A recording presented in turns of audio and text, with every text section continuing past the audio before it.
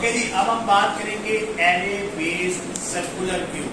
ठीक है, array based circular cube. अच्छा, इसमें हमारे पास स्टैक में सिर्फ एक ही एंड था, इधर ही इंसर्शन हो रही थी, इधर ही डिलीशन हो रही थी। सही है ना, इधर ही इंसर्ट होता है, एक ही जगह पर टॉप पर इंसर्शन और डिलीशन हो रही थी। जबकि जब हम स्टैक की बजाय क्यूब पर जाएंगे, इस पे क्यूब पर जाएंगे, इसमें एक जगह इंसर्शन होगी और एक जगह डिलीशन होगी। तो हमने उसके लिए जो इंसर्शन होती है, रेयर का मतलब होता है, जैसे कहते हैं ना रेयर मिरर गाड़ी में नहीं होता, जो पीछे वाली साइड दिखा रहा हूं। सो रेयर कहते हैं बैक साइड और फ्रंट कहते हैं फ्रंट वाली साइड। तो क्यू में जो नया बंदा आएगा वो किस जगह पर आएगा? एंड पर आएगा ना, एंड मतलब रेयर पे। और जो जिसको चावल मिलेंगे पहले किसको मिलेंगे? जो फ्रंट पे खड़ा है। सही है। सो फ्रंट हैंडल करेगा पॉप को, और पुश को जब हमने करना होगा तो कौन हैंडल करेगा? रेयर। सही है। अच्छा, इसमें एक इंपॉर्टेंट बात जो समझने वाली है वो क्या है? ये सर्कुलर क्यूब है। सर्कुलर क्यूब का क्या मतलब होता है इसको समझ। 0 1 2 3 4 5 6 7 8 और 9 निकाल। अब इसके अंदर हम डाटा जरा पुश करते हैं। डाटा हम पुश करते हैं 5 10 20 30 40 50। अगर वो 60 पुश करे तो हम कर सकते हैं ना पुश? yes. कर दिया। 70 80 90। सही हो गया। अब उसके बाद उसने पुश किया तो हम पुश नहीं कर सकते। लेकिन अगर यहां से उसने 1 2 3 दफा पॉप का फंक्शन कॉल किया, 5 पॉप हो गया, 10 पॉप हो गया, 20 पॉप हो गया। देखो कितनी सीटें थी? 10। इस टाइम कितने लोग हैं? क्या इसके अंदर हमें कुछ पुश करना चाहिए? होना चाहिए। 100 कहां पुश होना चाहिए था? 100 यहां आना चाहिए। 110 120। समझ आ रही है बात? अब पॉप कराओ, क्या पॉप होगा? ये 30 40 50 60 70 130 पुश करा, 140 पुश करा, फिर 80 90 100 110 120 130 100। सही उसी ऑर्डर में आ रहा है कि नहीं आ रहा है जिस ऑर्डर में पुश हो रहे थे? सही है। तो अगर हमें यहां से घूम के यहां वापस आ जाना है, इसको कहते हैं सर्कुलर। सही है, बात समझ आई? अब ये बात को समझना है तो इसके लिए वो अजीब अजीब सी वो बनाते हैं कंडीशंस। हम अजीब अजीब नहीं बनाएंगे, हम सिंपल वे में रखेंगे। क्या? जब भी इसके अंदर कुछ पुश होगा, ठीक है, ये मेरा अपना कोड है, अपना एल्गोरिथम। क्या इस क्यू में जब भी पुश होगा तो हमने एक काउंटर रख दिया। काउंटर का क्या काम है? उसमें एक का इंक्रीमेंट होता है। आप इसके अंदर 10 एलिमेंट पुश करें, 3 एलिमेंट चले पुश करते, 5 10 20। अब काउंटर में क्या पड़ा होगा? 3। काउंटर में क्या पड़ा है? 3। अच्छा, मैं जस्ट मेक इट आसानी से मैं इसको सॉल्व कर सकता हूं, छोटी बना। अब आपने इस पर पुश किया 40 30 40। अब बताओ काउंटर की वैल्यू क्या होगी? 5, क्योंकि इसमें कितने एलिमेंट पुश हो चुके हैं? 5। क्या मैं इसके अंदर और पुश कर सकता हूं? इसी तरह इधर से उसने पॉप कर लिया, उसने क्या किया? Pop. What I will do is मैं काउंटर में का डिक्रीमेंट कर। तो ये समझनी है बात। ये अगेन इसमें भी कोई 4 फंक्शन है, इस फुल इस एम्प्टी पुश है पॉप, राइट? सो इसमें एक चीज समझ ले, कोड समझाता हूं। बाकी मैंने क्या किया है, काउंट अगर 10 हो तो मैं कह दूंगा फुल है, काउंट अगर 0 है तो मैं कह दूंगा हमारी क्यू क्या है? एम्प्टी। काउंट क्या कर रहे हैं इस टाइम, इसमें कितने एलिमेंट्स। तो आप जब पुश और पॉप का फंक्शन करेंगे, मैं बाकी कोड पे भी फोकस नहीं करना, बाकी कोड पे भी आपने फोकस नहीं करना, वो मैं समझाता हूं। यहां पर देखिए पुश के फंक्शन में मैंने देखा अगर फुल नहीं है तो यहां पर असाइन करेंगे, इसकी 3 लाइनों पे मैं आ रहा हूं, तो मैंने क्या कर दिया, काउंट में इंक्रीमेंट कर दिया। इसी तरह जब मैं पॉप कराऊंगा,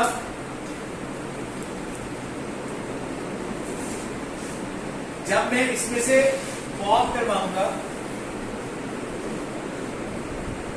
तो देखो मैंने काउंट में डिक्रीमेंट कर दिया, सही है। yes. अगर आपने इसमें 5 एलिमेंट पुश किए तो काउंट की वैल्यू क्या होगी, 5।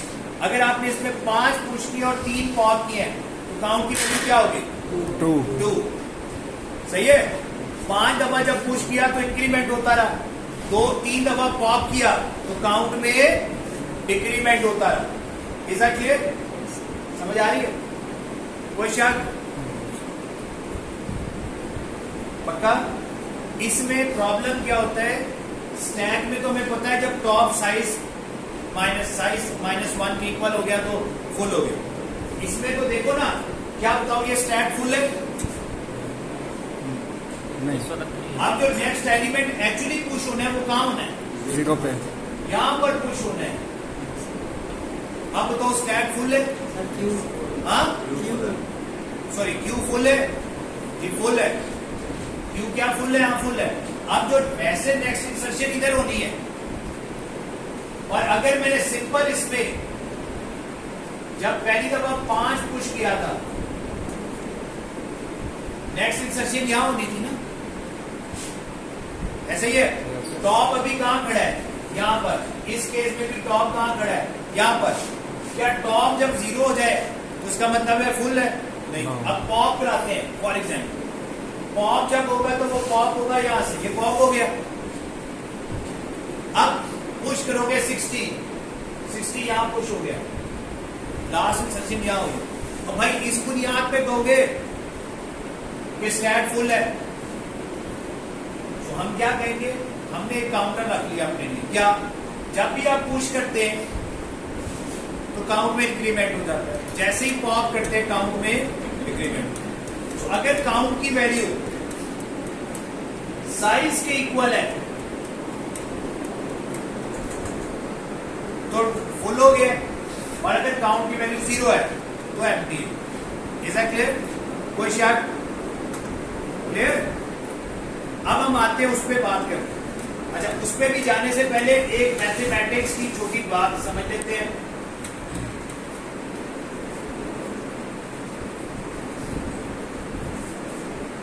देखिए, अगर मेरे पास एक वेरिएबल है रेयर, ठीक है, रेयर के अंदर 1 पड़ा है, अगर मैं लिखूं 1 mod 10, आंसर क्या आएगा, 1। इसी तरह अगर मैं, ये मैंने लिखा रेयर है, रेयर mod 10 क्या आएगा, 1। अच्छा, अगर 2 mod 10 लिया जाए, 2 mod 10, 0 0 और रिमाइंडर क्या आ जाएगा, 2। तो रिमाइंडर पे क्या बचेगा, 2।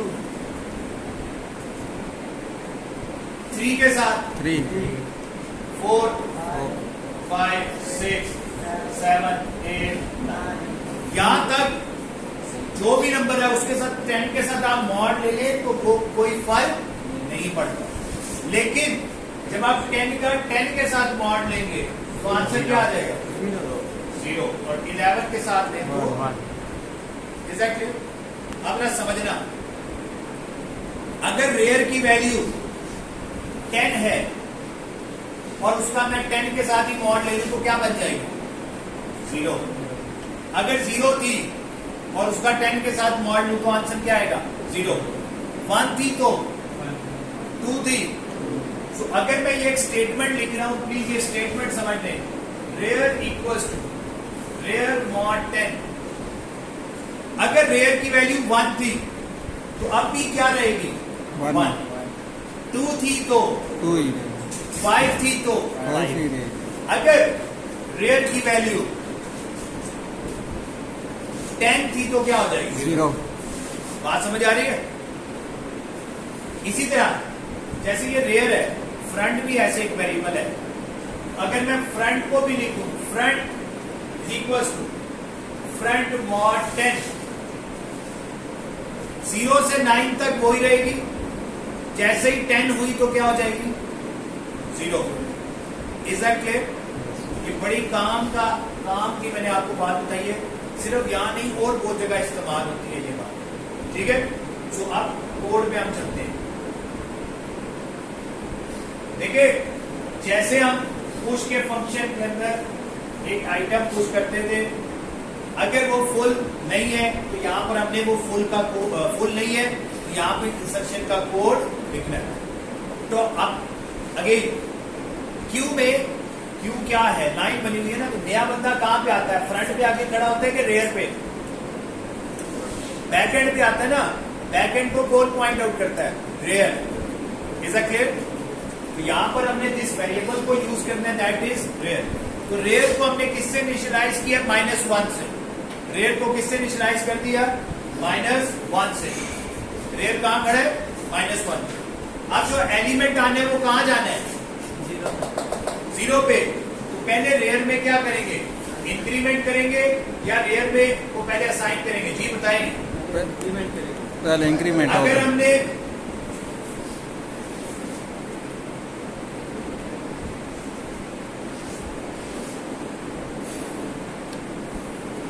यहां पर अब ये देखिए, ये वाला जो अभी हम कोड देख रहे हैं, इसके अंदर हमने क्यू की क्लास बनाई है। ये 3 वेरिएबल्स हैं, रेयर, फ्रंट, काउंट और ये एरे। ये डाटा मेंबर हो गए। कंस्ट्रक्टर के अंदर हमने तीनों को किससे इनिशियलाइज किया है? 0 से। किससे इनिशियलाइज किया है? 0 से। अब यहां पर ये जो इंप्लीमेंटेशन है वो कहां से शुरू हो रही है? 0 से। याद रखें, ठीक है? अगर मैं 0 से स्टार्ट करने की बात कर रहा हूं,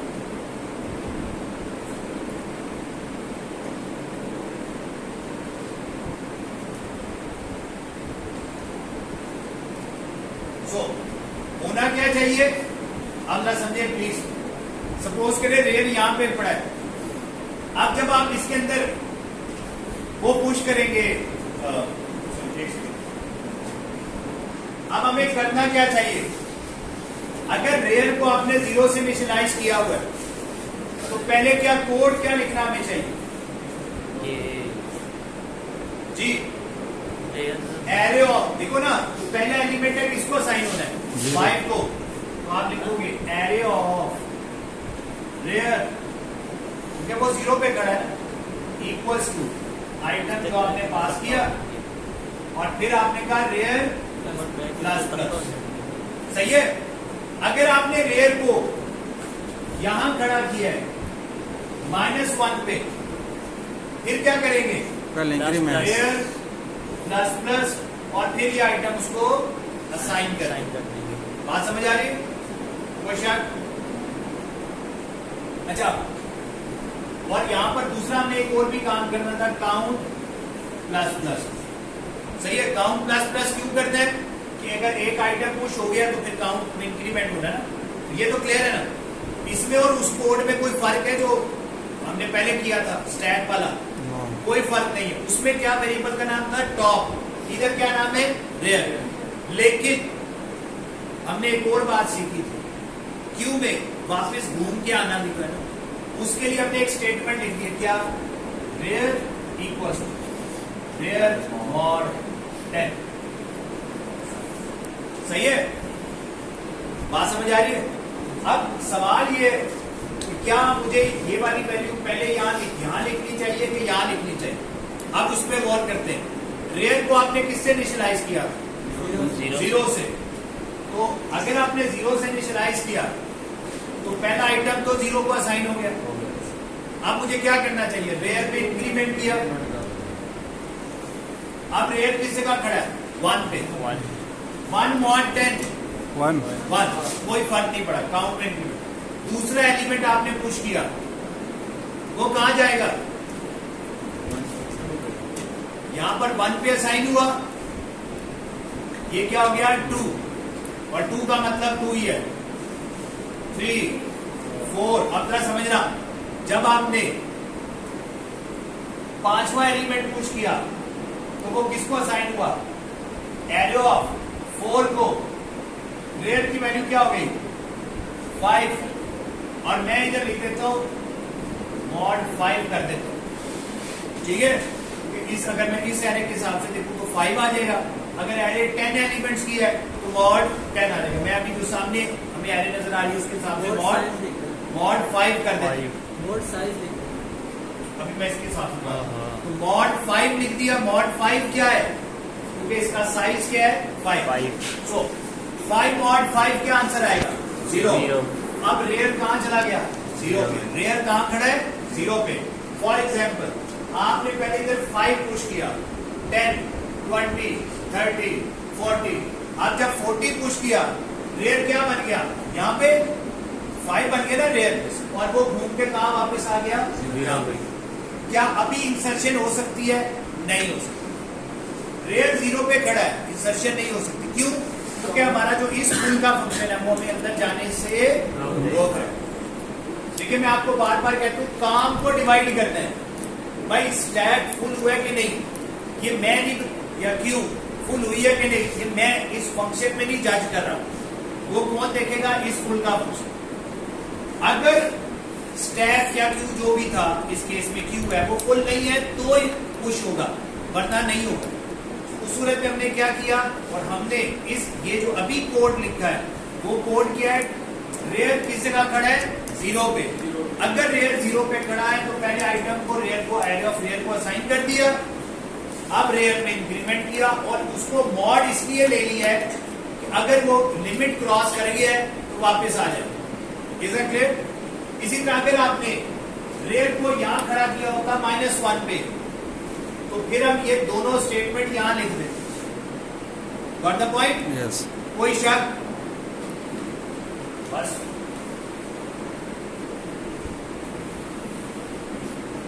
सही है। ये कोड किस चीज का है? पुश का। जब हमने रेयर को किससे इनिशियलाइज किया है? 0 से। किससे? 0 से। इसी तरह अगर मैं पुश की बात करूं,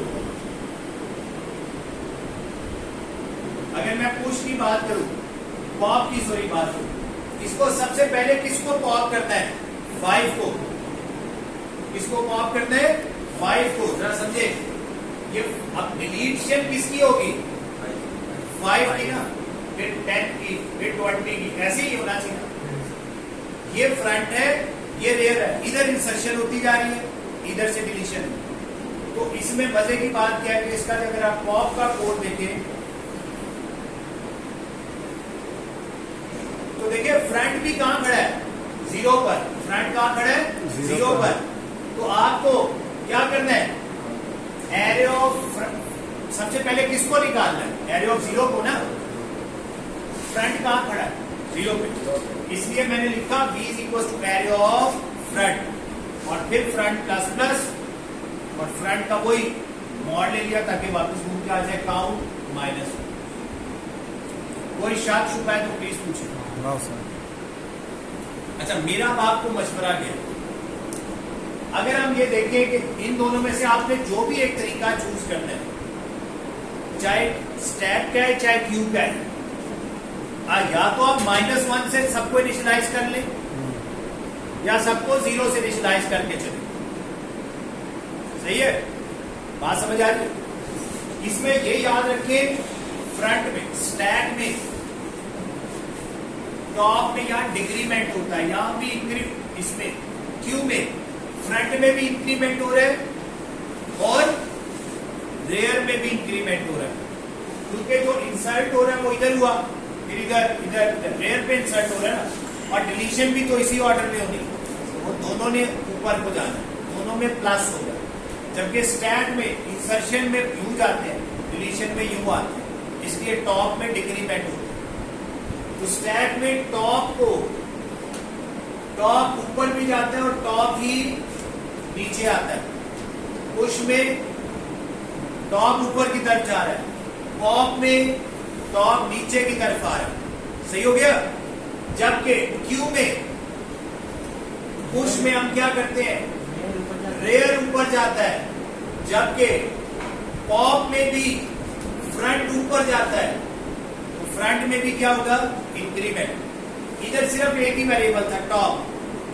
पुश में उसमें इंक्रीमेंट, पॉप में उसमें डिक्रीमेंट। इसमें क्यू में, पुश में पुश होगा रेयर पे, तो रेयर में भी इंक्रीमेंट, और पॉप भी होगा ऊपर। ये इसको डिलीट किया, अब अगले इसको करना है ना, तो इसमें भी इंक्रीमेंट हो रहा है, लेकिन किसमें, फ्रंट में। अगर आपने दोनों को 0 से इनिशियलाइज किया है, टॉप को किससे इनिशियलाइज किया है, 0 से, तो पुश में क्या होगा, array of top equals to value. इधर भी जो पुश में होगा, array of rear equals to value. अगर आपने टॉप को 0 से इनिशियलाइज किया है, तो टॉप प्लस प्लस यहां आएगा नीचे, और अगर -1 से इनिशियलाइज किया है, पहले इंक्रीमेंट होगा फिर असाइन। इस केस में भी ऐसे है, रेयर को अगर आपने 0 से इनिशियलाइज किया है, तो यहां पे रेयर प्लस प्लस होगा, और अगर आपने रेयर को -1 से इनिशियलाइज किया है, तो रेयर प्लस प्लस पहले होगा, और इसमें मॉड भी लेना है, प्लस के फौरन बाद मॉड लेना है। और अगर आपने 0 से इनिशियलाइज किया है, तो ये करके फिर rear plus. Is that clear? Yes.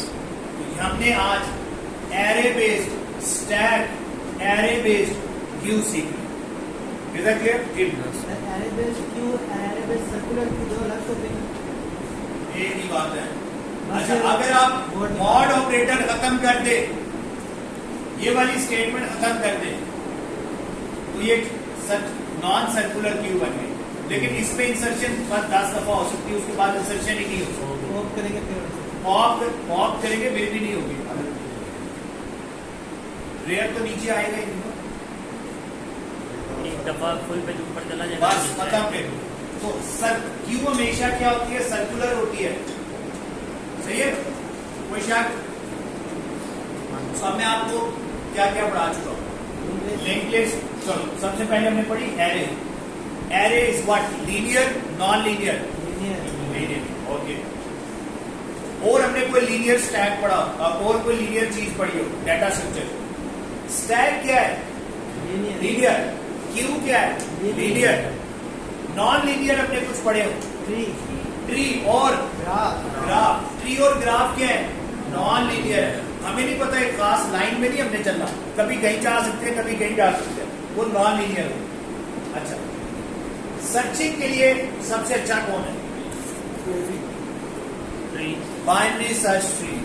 आप हो जाएगा, बाइनरी सर्च ट्री। इंसर्शन हमने करनी हो, वो सबसे अच्छा कौन है, एरे। एरे में अगर तुमने एरे ऑफ 3 पे कुछ इंसर्ट करना है, तो एरे 3 जो अनवर्ड वाले सारों को पहले आगे मूव करोगे, फिर मुझे इधर बिठाओगे। एरे ना इंसर्शन के लिए अच्छा है, ना डिलीशन के लिए अच्छा है, ना ही सर्चिंग के लिए अच्छा है। एरे अच्छा किसके लिए, एरे अच्छा है। अच्छा, एरे अच्छा किस लिए है, एरे कब सबसे ज्यादा अच्छा होता है, अगर आपने किसी भी एलिमेंट को डायरेक्टली एक्सेस करना।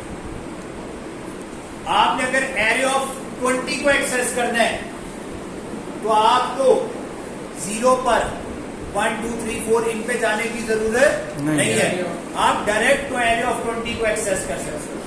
जबकि अगर आपने चाहे लिंक लिस्ट हो, कोई भी टाइप की ट्री हो, ग्राफ हो, किसी भी एलिमेंट पे पहुंचना है, तो आपको क्या करना पड़ेगा, हेड के थ्रू अगले एलिमेंट पे नेक्स्ट नेक्स्ट नेक्स्ट करके पहुंचेंगे लिंक लिस्ट में, या फिर अगर ट्री है तो कैसे पहुंचेंगे, रूट के थ्रू आगे पीछे जाके पहुंचेंगे। ऐसा ही है, जो ट्री में, स्टैक में, क्यू में, लिंक लिस्ट में जिस भी एलिमेंट तक जाना है, तो आपको कोई ना कोई पाथ फॉलो करके पहुंचना पड़ेगा। ऐसा ही है।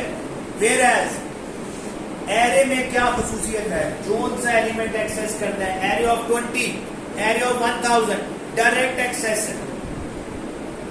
Is that clear? क्योंकि आपको एड्रेस डायरेक्टली पता होता है, बाकी तमाम में आपको किसी पर्टिकुलर एलिमेंट का डायरेक्ट एक्सेस नहीं पता। सो एरे किस पर्पस के लिए अच्छी है? डायरेक्ट एक्सेस के लिए। देख लो, ट्री किसके लिए अच्छा है? सर्चिंग के लिए, इसीलिए उसे कहते हैं बाइनरी सर्च ट्री, BST। अच्छा, फिर हमारे पास आ गया लिंक लिस्ट। लिंक लिस्ट इसलिए अच्छी है कि अगर आपने कुछ शुरू में या एंड पर इंसर्शन करनी है तो डबली सर्कुलर लिंक लिस्ट में आप लिस्ट के एंड पर भी डायरेक्टली बड़े क्विकली पहुंच सकते हैं। सही है? अगर आपने इंसर्शन शुरू या एंड पर करनी है और डबली सर्कुलर लिंक लिस्ट है तो आप बड़ी क्विकली पहुंच जाते हैं। ट्री में फिर भी आपको लेवल्स में से गुजर के आना पड़ता है। लिंक लिस्ट में अगर आपकी इंसर्शन, अगर आपके पास ऐसी सिचुएशन है जहां पे इंसर्शन और डिलीशन हमेशा शुरू या एंड पर होती है। एक्चुअली अगर आपको स्टैक और क्यू बनाने हैं, स्टैक और क्यू बनाने हैं, तो एरे बेस्ड स्टैक बेहतर है या लिंक लिस्ट बेस्ड स्टैक बेहतर है? एरे बेस्ड में साइज आपका लिमिटेड हो जाता है, साइज फिक्स हो जाता है। क्यू पे भी आपने अपने एरे बेस्ड बना ली, what is the problem? Size क्या हो गया? फिक्स्ड। रैम आपके पास है कि आपने लेकिन एरे 10 की डिक्लेयर कर लिया तो बस 10 से। लेकिन अगर आपने लिंक लिस्ट बेस्ड स्टैक या लिंक लिस्ट बेस्ड क्यू बनाई तो क्या फायदा हो? जब जितने एलिमेंट्स चाहिए डायनामिकली आप उसे क्रिएट या डिलीट कर सकते। सही है? यस, लिंक लिस्ट बेस्ड में एक प्रॉब्लम है कि आप अगर सिंगली लिंक लिस्ट यूज कर रहे हैं तो हर एलिमेंट के साथ 4 बाइट्स का पॉइंटर एक्स्ट्रा बनेगा। अगर आप डबली लिंक लिस्ट यूज कर रहे हैं तो हर एलिमेंट के साथ, हर नोड के साथ 8 बाइट एक्स्ट्रा आएंगी। ऐसे ही है ना, नेक्स्ट और प्रीवियस पॉइंटर के लिए। लेकिन आपको जिस टाइम जितनी मेमोरी चाहिए उतनी ही नोड्स बन जाएंगी, ये उसकी खास बात। सही हो गया? फिर हमने पढ़ा सर्चिंग। अब हमने जब सर्चिंग करना शुरू की तो हमने 2 कोड सीखे सर्चिंग के। क्या? Linear search, binary search. Binary search क्या थी? Left bound plus right bound का सम लो, डिवाइडेड बाय 2 करो, मिडल आ गया। अगर आप एरो मिडल से इक्वल है तो मिल गया, नहीं मिला छोटा है तो इसका मतलब है राइट बाउंड को मिडल -1 कर दो। अब लेफ्ट से मिडल -1 तक सर्च करो। अगर वो टारगेट बड़ा है तो मिडल +1 से राइट बाउंड तक दोबारा से सर्च करो। That is called binary search. ठीक हो गया? इसकी कॉस्ट क्या है? Log of n। Linear search की कॉस्ट क्या है? 1। सॉरी, लीनियर सर्च की कॉस्ट है n। फिर हमने एक चीज पढ़ी थी, हैशिंग। हैशिंग किस लिए इस्तेमाल हो रही है? अगेन हैशिंग आप linear search provide, sorry quick search provide कर रही है। लीनियर सर्च n, उसकी कॉस्ट n है। बाइनरी सर्च की कॉस्ट log ऑफ n है। वेयर एज हैशिंग आपको जो जितना भी आपका हैश के फंक्शन की जो भी कैलकुलेशन की कॉस्ट है उतने पे आपको वो आप निकाल लेते हो ना, जो भी नाम है उसका फला करके उसका आपने हैश निकाला और उस हैश पे जाके आपने वैल्यू देख ली, है तो है, नहीं है तो नहीं है। हाँ, अगर वहां पे 2 एलिमेंट्स के सेम हैश आ जाए, फिर हमने 2 ऑप्शन देखी थी, लीनियर प्रॉबिंग या चेनिंग। चेनिंग मतलब अगर 2 लोगों का जैसे 75, 85, 65, 55 सबका मॉड लो 10 के साथ, आंसर क्या आता है? 5। तो ये सारे एरे ऑफ 5 पर जाके प्लेस होना चाहिए। ये इसे क्या कहते हैं? क्लूजन आ गया। 2 डिफरेंट नंबर्स का अगर हैश सेम आ जाए दैट इज कॉल्ड क्लूजन। तो हम क्या करते हैं? उस जगह एक और अलग लिंक लिस्ट बना देते हैं। सही है? हमने क्या किया?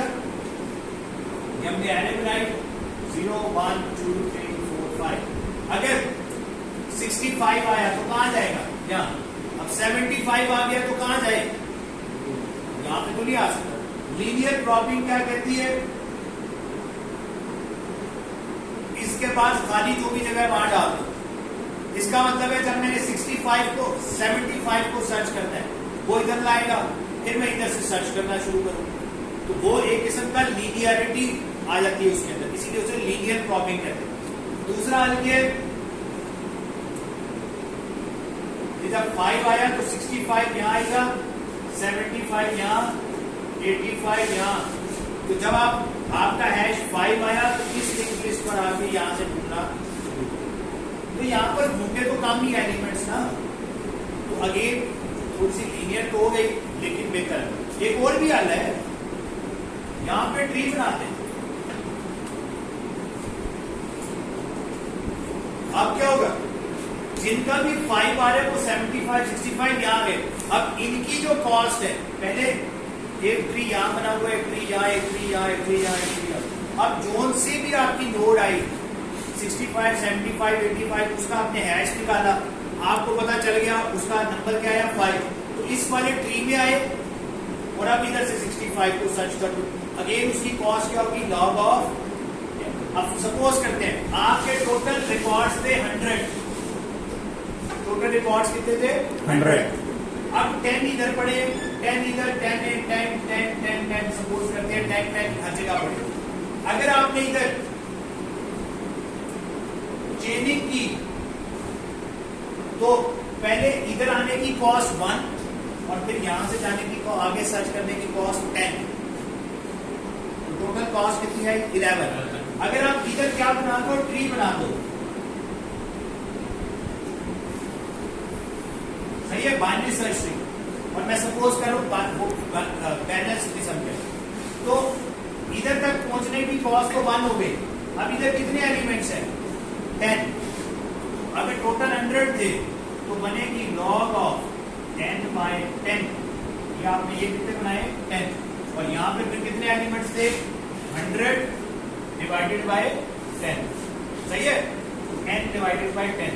अगर आप ऐसे 12 बना दोगे तो फिर क्या हो जाएगा 2, समझ आइए कॉस्ट, ठीक है। और अगर आपने वो नहीं बनाई, यहां पर बाइनरी सर्च की चेन बनाई है, तो फिर कॉस्ट आ जाएगी n बाय 10। आपने 10 प्लॉट्स बनाई ना, यहां पे 10 चेन्स बन गई, सही है, तो टोटल एलिमेंट जितने थे एक चेन में उसके 1/10 हो गए ना, तो उसकी कॉस्ट टोटल क्या बन गई n बाय 10। ये कितनों को बात समझ नहीं आई प्लीज पूछ ले।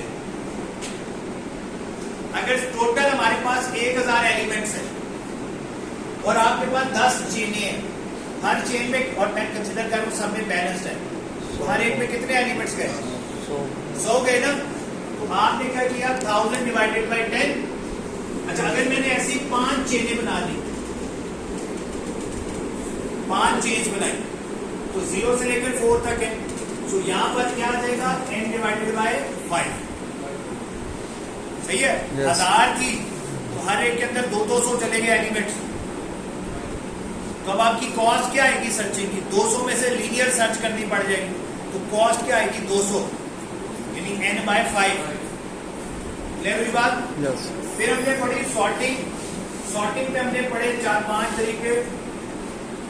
एक को हम कहते हैं bubble sort, if array of i is greater than array of i plus 1 swap. फिर हमने पढ़ी selection sort. What is selection sort? Maximum को सेलेक्ट करो एंड पर फेंक, फिर एक कम में से मैक्सिमम को फाइंड आउट करो, सेकंड लास्ट पे फेंक, फिर एक कम में से मैक्सिमम निकालो और उसको फेंको, सेलेक्ट करो मैक्सिमम और पोजीशन पे बिठाते जाओ, सो that is called selection sort. इसमें मैक्सिमम वाला भी हो सकता है, मिनिमम वाला भी हो सकता है, ठीक हो गया। फिर हमने एक पढ़ी थी हीप सॉर्ट। हीप सॉर्ट में क्या होता है, मैक्सिमम कहां पड़ा होता है टॉप पे, तो टॉप वाले को आप लास्ट एलिमेंट के साथ स्वैप कर देते हैं। जब आप लास्ट एलिमेंट के साथ उसे स्वैप करते हैं तो आप जो लास्ट एलिमेंट है हमें नहीं पता वो कौन सा है, वो बड़ा है छोटा है क्या है, तो उसको फिर से नीचे की तरफ पुश करते हैं, यानी उसके 2 चाइल्ड में से जो भी बड़ा है उसके साथ स्वैप किया, फिर उसके 2 चाइल्ड को अपनी जगह पे आ जाता है। इससे क्या होता है, सेकंड हाईएस्ट मैक्सिमम टॉप पे आ जाता है, फिर उसको सेकंड लास्ट के साथ स्वैप करते हैं। ये एक किस्म का सिलेक्शन सॉर्ट की तरह का ही काम हो रहा है, सही है, but this is called heap sort. Is that clear? Question फिर हमने बात की थी इंसर्शन सॉर्ट। इंसर्शन सॉर्ट में हम क्या कहते हैं कि कंसिडर करते हैं कि 5 एलिमेंट सॉर्टेड है, तो मैं छठा हूं, तो मुझे उठाकर छठी मेरी जो जगह बनती है उधर डाल दो। अब फिर 7वें को लो, 7वें को इस सॉर्टेड एरे में इंसर्ट कर दो जो उसकी सॉर्टेड पोजीशन बनती है। 8वें को, फिर 9वें को, 10वें को, 11वें को, 12वें को and so on. So that is why we call it insertion sort. फिर हमने एक और पढ़ी थी मर्ज सॉर्ट। मर्ज सॉर्ट क्या करता है? मर्ज से याद रखें क्या, डेटा को 2 हिस्सों में डिवाइड करता है, इस हिस्से को अलग सॉर्ट करता है, इसको अलग सॉर्ट करता है और इनको मर्ज कर देता है। सही है। और जिसको आधे हिस्सों को इसको डिवाइड करने को दिया, उसने भी उसको फर्दर 2 हिस्सों में डिवाइड किया, उसने भी आगे 2 हिस्सों में। और कब तक करते रहते? जब तक एक एलिमेंट नहीं रह जाता। और एक एलिमेंट क्या होता है? सॉर्टेड। तो एक एलिमेंट इधर है, एक एलिमेंट इधर है, इन दोनों को मर्ज करोगे, एक सॉर्टेड लिस्ट बनेगी। एक और बंदा था, उसके पास भी ऐसे ही 2 एलिमेंट्स थे, उसने तोड़ा, फिर उन दोनों को जोड़ा, 2 एलिमेंट्स की उसने सॉर्टेड बना ली, इसने 2 एलिमेंट की सॉर्टेड बना ली।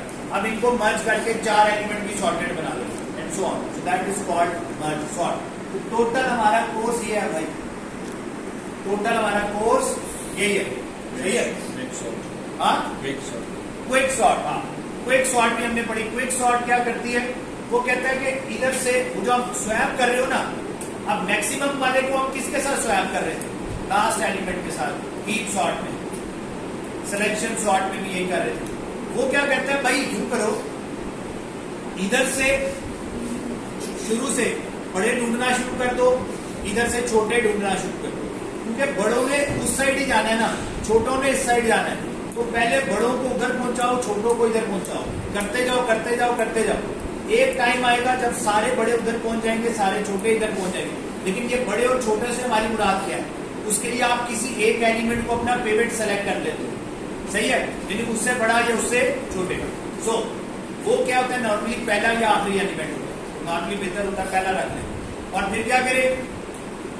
यहां से आप उसको उठाएं और उसके मुताबिक स्वैप करें। अच्छा, बाज औकात पहले को रखने की जैसे गड़बड़ भी हो जाती है कि पहला जो है वो अगर बिल्कुल ही छोटा नंबर आ जाए फिर भी गड़बड़ है। इसलिए बाज लोगों का ये ख्याल है, ये अगेन ये बात वैरी करती है डेटा टू डेटा। सो बेहतर ये होता है कि आप मिडल वाले एलिमेंट को पिवट कंसिडर करें, यानी उसको कंसिडर करें कि उस पिवट कंसिडर करने से मुराद क्या होती है कि इससे छोटे और बड़े ढूंढने, और फिर पिवट को उस जगह सही वाली जगह पे पहुंचा दें। सही है। तो हो जाएगा जी, अब कोर्स हो जाए, कोई रॉकेट साइंस तो नहीं है ना हमारी। तो अब आपको जो एक्चुअल जरूरत है वो ये है कि सॉर्टिंग के एल्गोरिथम्स, डेटा उठाएं, उसके ऊपर एल्गोरिथम चलाएं खुद। बाइनरी सर्च की, इसके अंदर भी यूं का भी आ सकता है, डेटा दे दिया जाए तो बताओ बाइनरी सर्च में एरे ऑफ मिडल कौन कौन सी नोड बनेगी, तो आपको पता होना चाहिए पहले ये एरे ऑफ मिडल बनेगी, फिर ये बनेगी, फिर ये बनेगी। तो क्या वो आपको कह देगा कि 25 सर्च करें, बताओ बाइनरी सर्च कैसे चलेगा? तो यू शुड नो कि पहले क्या बनेगा, फिर क्या बनेगा, फिर क्या बनेगा। इन प्लेस और इन स्पेस के बारे में बता दें। अच्छा, एक और इम्पोर्टेंट बात, बाइनरी सर्च अगर आप एरे पे चलाना चाहते हैं तो उसके लिए जरूरी है कि वो एरे क्या हो? सॉर्टेड। सही है। बाइनरी सर्च की कॉस्ट क्या है? Log of N. अब बताओ क्या करें? इन प्लेस और इन स्पेस में। जैसे ही बाइनरी सर्च वो है हमने सॉर्टिंग के कोड पढ़े, bubble sort, selection sort, merge sort, heap sort. अब ये सिलेक्शन, इंसर्शन, मर्ज, इंसर्शन, सिलेक्शन, क्विक सॉर्ट है। इसके अंदर हमें कोई एक्स्ट्रा स्पेस नहीं चाहिए, वो वहीं पड़े हम उधर आगे पीछे हमने कर दिया। लेकिन मर्ज सॉर्ट में क्या करते हैं? इन दोनों को 2 अलग एरेज में डालते हैं, फिर एक अलग एरे बनाते हैं और फिर इनको सॉर्ट करके फिर मर्ज करके एक एरे में लेके आते हैं। ये इन प्लेस नहीं रहे, अपनी जगह पे नहीं रहे, आपने इसके लिए एक्स्ट्रा प्लेस आए। इस वजह से मर्ज सॉर्ट वैसे तो बहुत अच्छी है, लेकिन उसका प्रॉब्लम क्या है? वो इन प्लेस नहीं है, आपको उसके लिए एक्स्ट्रा स्पेस रिक्वायर्ड है। समझ आई? ये ऐसे ही है जैसे मैंने आप लोगों को सॉर्ट करना है, क्विक जो मर्ज सॉर्ट है वो क्या कहती है? आधों को दूसरों को जिम्मे कर दो, तो आप सबको उठाकर मैं किसी और रूम फेंकूंगा ना, उसके लिए मुझे नया रूट चाहिए ना, क्योंकि आधों को मैं इधर बैठ के सॉर्ट करूंगा, आधों को हाथी उधर सॉर्ट करेगा। सो हाथी के लिए उधर जगह चाहिए कि नहीं चाहिए? कोई शक? सही है? यस। तो उसके लिए अलग स्पेस चाहिए। कोई शक? एनीवन? सीक्वेंशियल मर्ज और पैरेलल मर्ज सीक्वेंशियल में हम क्या करते हैं कि हम एक असल में हम सॉर्टिंग कर रहे हैं ना, देखिए आप एक कोर्स पढ़ेंगे बाद में जाके पैरेलल एंड डिस्ट्रीब्यूटेड कंप्यूटिंग। देखिए आपके पास अगर दो प्रोसेसर लगे हुए एक ही पीसी, वो दो प्रोसेसर एक ही टाइम पे पैरेलल में काम कर रहे हैं, तो आपने क्या किया, अपना जो डाटा था वो एक डाटा एक प्रोसेसर को दे दिया, तो उसको सॉर्ट कर दूसरे को दूसरे वाला दे दिया, तो उसको सॉर्ट। इसमें आप बनाओगे क्या, एक्चुअली आप बनाओगे ओएस में आप जाके पढ़ोगे थ्रेड्स होते हैं। क्या होते हैं? थ्रेड। एक होता है फॉर और एक होता है थ्रेड। थ्रेड क्या होता है कि थ्रेड के अंदर हम एक ही फंक्शन की दो पैरेलल में कॉपीज बना देते हैं और दोनों अलग अलग चल रही होती है। अगर मैं अपने कोड को मर्ज सॉर्ट के कोड को ऐसे या किसी भी एल्गोरिथम को ऐसे कर दूं कि वो जब दो डाटा पे काम कर रहा है और आपने रिकर्सिव फंक्शन कॉल किया है, तो रिकर्सिव फंक्शन ना कॉल करें, रिकर्सिव की कॉल करते हुए आप थ्रेड कॉल करें और वो थ्रेड पैरेलल में काम कर रहे हैं। अभी तो एक्चुअली तो क्या होता है, आप दो हिस्सों में तो डिवाइड करते हैं, सही है? पहले एक हिस्से को सॉर्ट करते हैं, वापस आते हैं, फिर दूसरे हिस्से को सॉर्ट करते हैं, फिर उनको मर्ज करते हैं। ये सीक्वेंशियल है काम। ठीक है? पैरेलल में क्या है कि दो हिस्सों में डिवाइड किया, भाई तू इसको इस टाइम पे सॉर्ट कर, तू इसको इस टाइम पे सॉर्ट कर, दोनों ने हिस्सों को सॉर्ट कर लिया, अब आके मैं इनको मर्ज करूंगा। तो ये जो सुपर कंप्यूटर बनाने की बातें होती हैं वो ये होती है, अगर आपके पास सुपर कंप्यूटर नहीं है तो आप अपने काम को ऐसे एल्गोरिथम ऐसा लिखोगे अपनी प्रॉब्लम कि कुछ हिस्सा ये करे, कुछ ये करे, कुछ ये करे। ये जो अब आ नहीं गया आपका ब्लॉकचेन में क्या होता है कि आपने बहुत सारे काम करते हैं, और मैं आसान अल्फाज में कहूं, आपने 1000 नोट्स को सर्च कर लिया। अभी समझाने के लिए कहूँ, एक्चुअली ऐसा नहीं है लेकिन वैसे बता दूं। सो अब मेरे पास सुपर कंप्यूटर हो तो वो 1000 काम एक सेकंड में कर देगा, लेकिन मसला है मेरे पास है नहीं। मैं क्या करूंगा, मैं ये डिसाइड करूंगा, मैं कहूँगा तुम अपना कंप्यूटर ले आओ, तुम अपना। तो मैं उसे कहूँगा कि पहले 100 एलिमेंट्स को तुम देख लो, 100 को तुम देख लो, 100 को तुम, 100 को तुम, 100 को तुम। और अगर हम उसमें होता क्या है, एक्चुअली नंबर गैस करना होता है। जिसके पास ज्यादा कंप्यूटर है उसने अपने कोड को डिवाइड कर लिया कि 1 से 10 तक तू चेक कर, 10 से 20 तक तू, 30 तक तू, 40 तक तू। हम आपस में क्या डिसाइड कर लेते हैं, हम आपस में कहते हैं अब हम 10 लोग हैं, हमने क्विकली रिजल्ट निकालना। अगर हमने रिजल्ट जल्दी निकाल लिया तो पैसे हमें मिलेंगे, और एक और ग्रुप बैठा हुआ है, अगर उन्होंने आंसर पहले निकाल लिया तो उन्हें पैसे मिलेंगे। तो अगर हम लोग आपस में ये डिवाइड कर लें कि हाँ यार थोड़े कर लिया, अब हम में से कोई भी करेगा तो ओवरऑल तो हमें ही मिलेगा ना इनाम, फिर हम आपस में इनाम डिवाइड कर लेंगे। ठीक हो गया? उन्होंने अपने काम को डिस्ट्रीब्यूट कर लिया और वो जो प्रोसेसिंग हो रही है वो पैरेलल में हो रही है, इससे रिजल्ट बेहतर आता है। इसीलिए इसे कहते हैं माइनिंग। ठीक है? जो ब्लॉकचेन में माइनिंग हो रही है, और माइनिंग है कुछ भी नहीं, बस तुक्के मारने की इसकी किस्मत का करते हैं, या तुक्के लग गया या फिर आपके पास प्रोसेसिंग स्पीड ज्यादा। सो ये हमारा टोटल कोर्स है। अब इसकी प्रैक्टिस आपने करनी है, मैंने नहीं करनी। अब हमने करना क्या है, पुराने पेपर्स उठाने, बल्कि पेपर्स खोल देते हैं।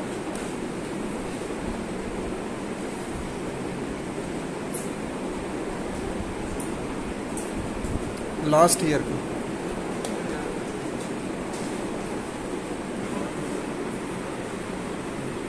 अगर आपको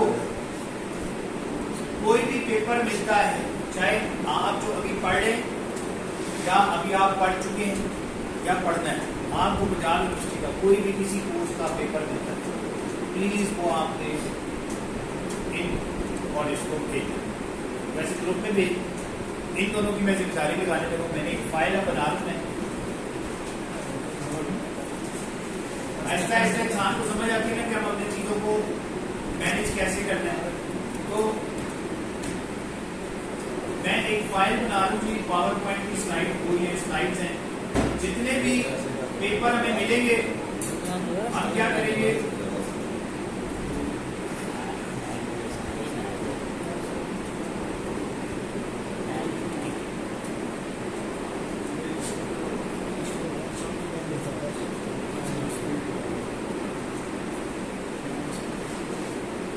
और ये मुझे मिल गए थे। अब मैं इसको यहाँ को क्लिक करूँ, इसको मैंने बड़ा करना है, सेटिंग करनी है। तो ये मेरे पास जो पेपर्स होंगे, तो ये वाली जो फाइल होगी वो हम टीचर को दे दिया करेंगे, ऑनलाइन पढ़ी होगी। तो भाई वो आपको इसमें से पूरे में से गो थ्रू कराए। कोई ऐसा क्वेश्चन तो नहीं है जो कि हमने कवर ही नहीं किया। सही है। तो ये हमारे पास जितने भी पेपर के क्वेश्चन आते जा रहे हैं। अच्छा, एक और सवाल जो अगर आप ये देखिए ना, ये उसने एक्सप्रेशन की है, कन्वर्ट इनटू पोस्ट फिक्स। इसको पोस्ट फिक्स में कन्वर्जन करें। देखिए अगर आप पेपर देखेंगे ना पुराने, तो भाई वो करता क्या है, वो इस टाइप के वो सवाल देता है, कोड कम देता है, इस टाइप के सवाल दे देगा। आपको दे देगा ये डाटा है, इसको ऊपर हीप सॉर्ट अप्लाई करें, इसको इस डाटा को बाइनरी सर्च ट्री में इंसर्ट करें, इस डाटा को एवीएल के अंदर इंसर्ट करें। सही है। ट्री बना के दिखाएं, इस नोड में से फलां डिलीट करें। ये ग्राफ है, इस ग्राफ में से फलां चीज सर्च करें। कौन सा? Depth first search, breadth first search apply करें। किस ऑर्डर में आएगा? उसमें कोड कम है, कोड कम है, वो आपको अप्लाई तो करना आता हो। इसलिए वो मैंने जो पैटर्न देखा है वो बहुत ज्यादा इस टाइप के सवाल करते हैं। अच्छा ये देखिए, ये क्या कह रहा है, वो मिडल नोड फाइंड आउट करने को कह रहा है। स्लो हमने पॉइंट क्या कहा था? Slow pointer. अगर इंडेक्स मॉड 2 इक्वल टू 0 तो slow pointer equal to slow pointer का नेक्स्ट, और वैसे temp is equal to temp का नेक्स्ट तो चल रहा है। याद है? ये देख रहे हैं, कोई सवाल है? अच्छा अब जी है मैं नीचे। इसको थोड़ा सा ठीक करूंगा, फिर मैं आपको बताऊंगा। ये क्या कह रहे थे, ये उसने डाटा दिया होगा, उसने कहा बाइनरी सर्च ट्री में इंसर्ट करो। सही है। मेरे से पढ़ा भी नहीं जा रहा। ये कोड लिखा है, इसका टाइमिंग इसकी बता दो। अच्छा ये कोड लिखा, ये हमने डिस्कस भी किया था कि इस कोड की हमने अगेन ये भी सवाल है कि टाइम कॉम्प्लेक्सिटी पर मैंने आपको असाइनमेंट दी थी। अभी मैं आपको 5 मिनट आज पहले छोड़ रहा हूँ, 10 मिनट उस असाइनमेंट की यहाँ से कॉपी कराएं। जितनी मैंने आपको डाटा भेजा सारी को कॉपी कराएं, उसको आपने सॉल्व करना। इंशाल्लाह फ्राइडे को छुट्टी होगी इंशाल्लाह। सो सैटरडे वाले दिन आपने मुझे वो सारी की सारी डाटा स्ट्रक्चर और थ्योरी ऑफ ऑटोमेटा की असाइनमेंट सबमिट करनी है। पेपर डीजे को, हाँ पेपर डीजे को मैं सर से डिस्कस कर रहा हूँ। मैं सर से डिस्कस तो असल में आपका जो पेपर है ना वो है उसका साइकोलॉजी का। बाकियों का जो पेपर मैं शायद ट्यूजडे को लूँ। आपका पेपर मेरा एक्चुअली प्लान है इस ट्यूजडे नहीं, उससे अगले ट्यूजडे दें साइकोलॉजी का। क्यों? इसका भी आपने ज्यादा पढ़ा हुआ ही नहीं। और एक टॉपिक लेके आए क्लास में बता सकते मैं चाहता हूँ पढ़ने के बाद वो आपको रिवाइज वो आपको खाली पढ़ाना नहीं होता ना, पढ़ने से तो बंद कर दो।